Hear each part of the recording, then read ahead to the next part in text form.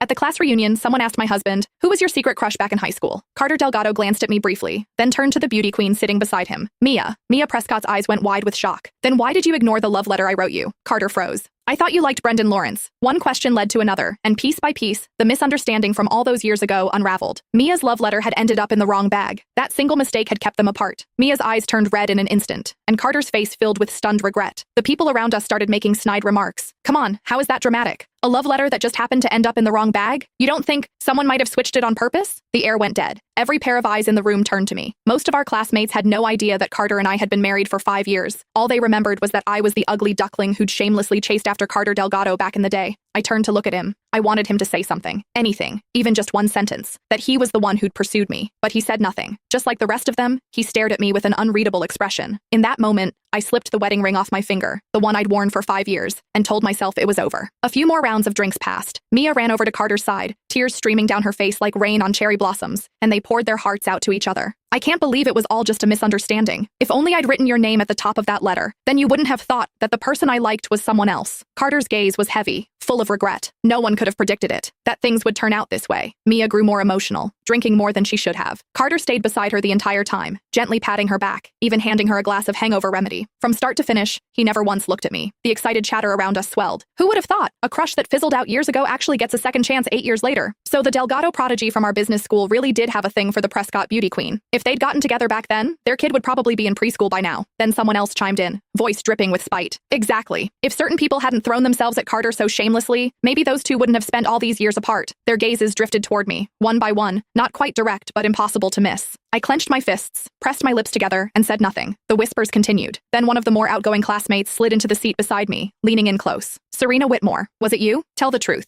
Did you swap the love letter on purpose so those two would miss their chance?" My expression turned cold. I was about to say it wasn't me, but the crowd erupted before I could speak. I'd bet money on it. Everyone used to say Carter and Mia were the golden couple. They were obviously into each other. The only one who didn't get the memo was Serena, pining away, staring at Carter every chance she got. We all saw it. The second evening study hall ended. She'd drag him out to the track field. Who knows what other stunts she pulled? Swapping a love letter? That's nothing for someone like her. Obviously she did it. Do we even need to ask? None of them knew that Carter and I were together. 8 years as a couple. 5 years as husband and wife. They only remembered that I used to hang around Carter a lot. They assumed I was the one chasing him. A lovesick nobody reaching for someone out of her league, desperate to land the golden boy. But they didn't know the truth. From the very beginning, Carter was the one who pursued me. He was reserved by nature, never one for public displays. He'd never once posted about us on social media. Every step forward in our relationship had been his initiative, his doing. Yet somehow, he always came out looking like the innocent party. He was the prodigy of the business school, turning heads wherever he went, impossible to ignore. And me? In everyone's eyes, I was never good enough for him. But that was no reason for me to be mocked, to be humiliated. I